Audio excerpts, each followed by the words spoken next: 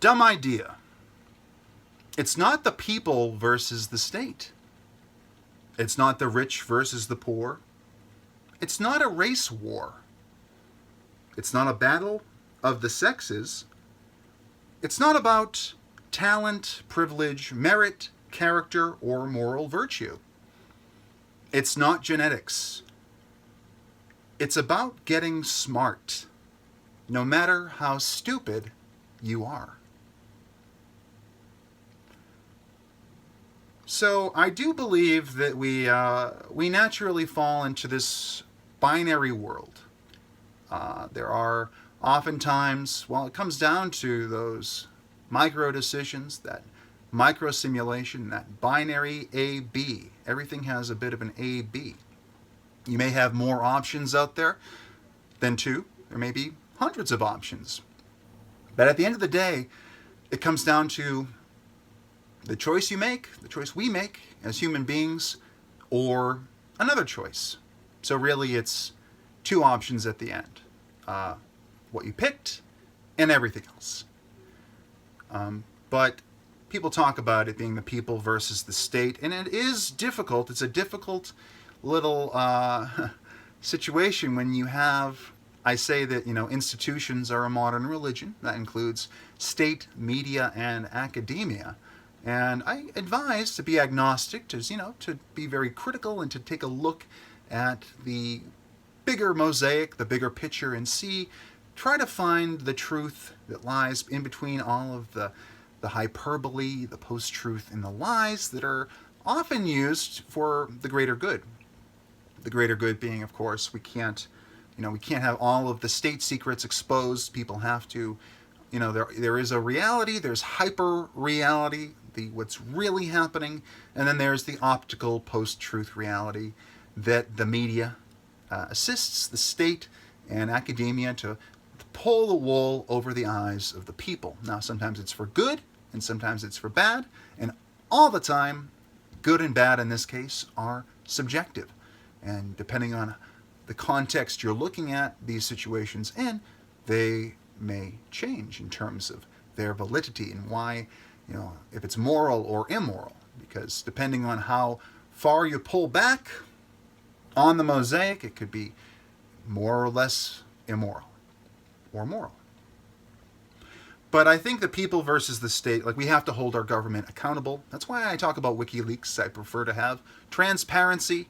I prefer there to be more of a meritocracy and for people to understand what they're getting into, what they're voting for. So if you read, for example, the DNC emails, Podesta emails, DNC leaks, all these things, you get a better view into the Democrat Party, and you can make some decisions, understanding, of course, that the Republican Party does probably a lot of the same things, but they're not exactly the same, and we really can't tell. We don't have the same window into their operations that WikiLeaks provided in 2016. So I do hope for more WikiLeaks in 2020 as we approach the 2020 U.S. presidential election.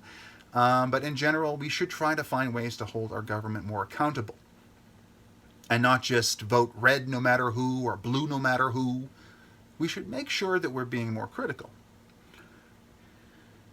Then I say it's not the rich versus the poor. And it isn't, because the rich employ the poor. I have a hashtag BET, B-E-T. Billionaires employ thousandaires. And that's the truth. Sure, there is a bit of wealth inequality, but what is the nature of that inequality? How much liquidity do those billionaires and millionaires have? And what resources are they providing through the services they have, the companies they own, their assets? Is it all just overseas in money markets? And is it all being held in the Cayman Islands? Or is it actually working here in the United States and abroad to create jobs, to create wealth in workers? Obviously we don't have a purely socialist system, and socialism, of course, is a persuasion word. You can use that word however you'd like to persuade in whatever direction you'd like. But we don't have pure socialism here. We have some elements of it, lobbyists, government contractors. We do have a little bit of it. But we don't have the full-on, the people owning the means of production, the government owning the means of production type of socialism. We tend to cast this frame, rich versus poor. The rich people, they're holding the poor people down. And frankly, that's not entirely true or true at all.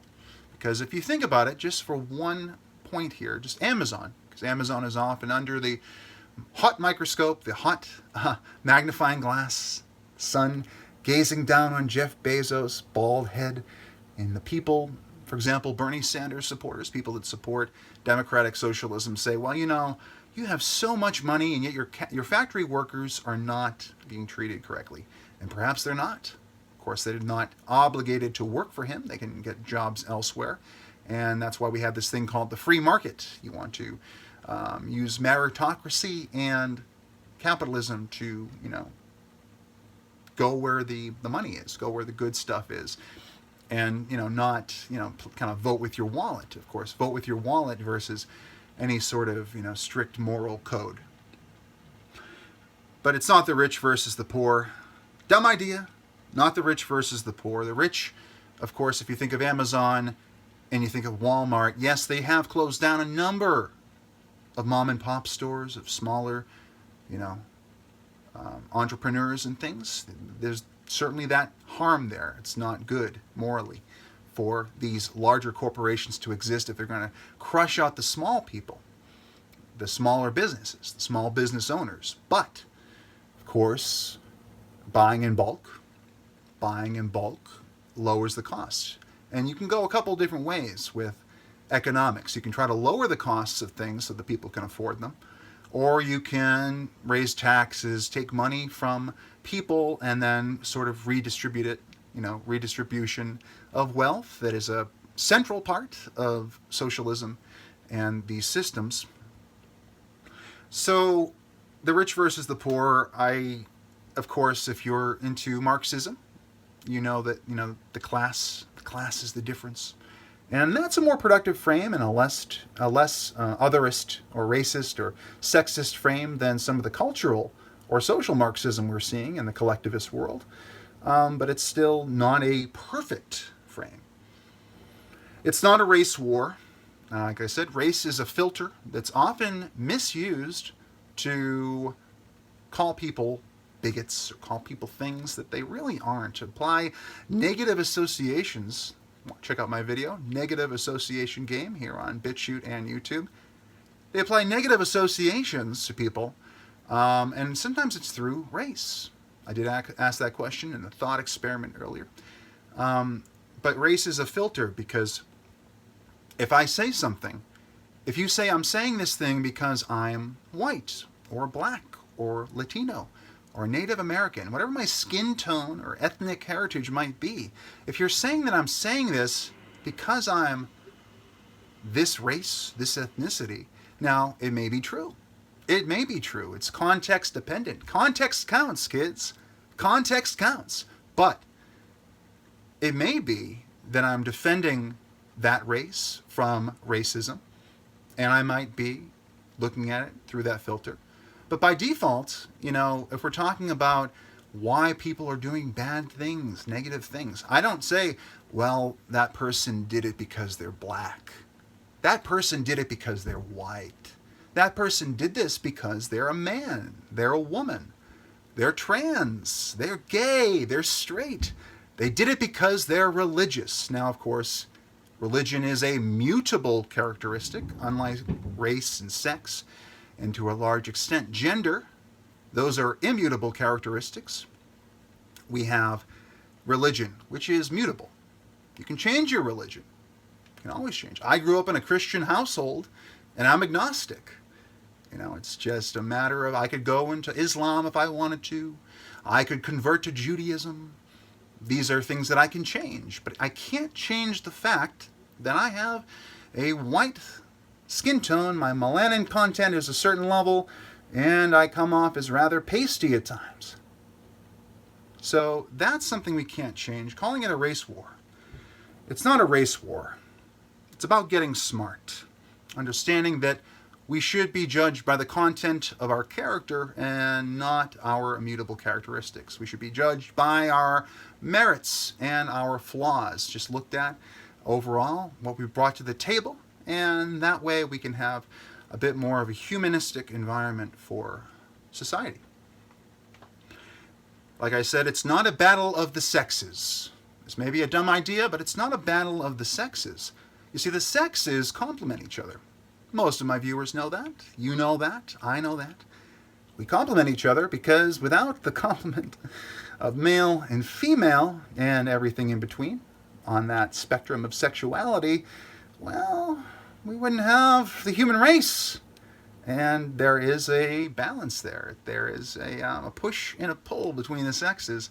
So there's a bit of a battle, if you will, but it basically, in this tug of war, what happens in between is highly productive, highly positive.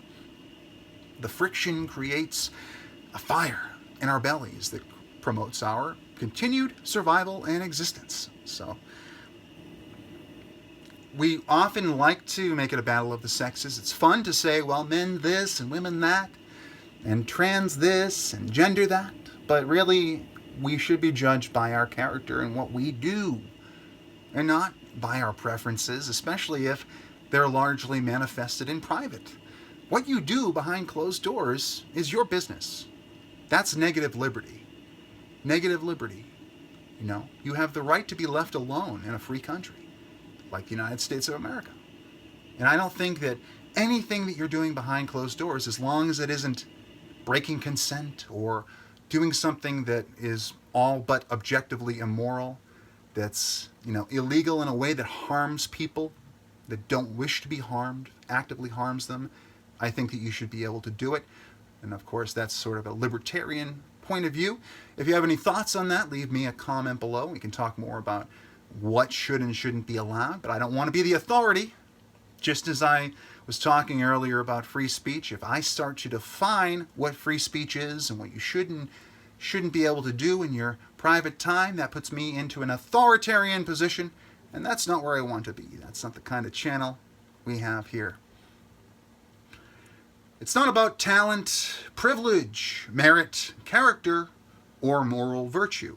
Now, while I did say, in a more general sense, that we should be judging people based on their character, well, if we don't have the talent, if we haven't been granted the privilege, if we haven't had so much merit, but we can recognize that, we can get smart and recognize where we've failed, where we've succeeded, which tracks we have available to move forward.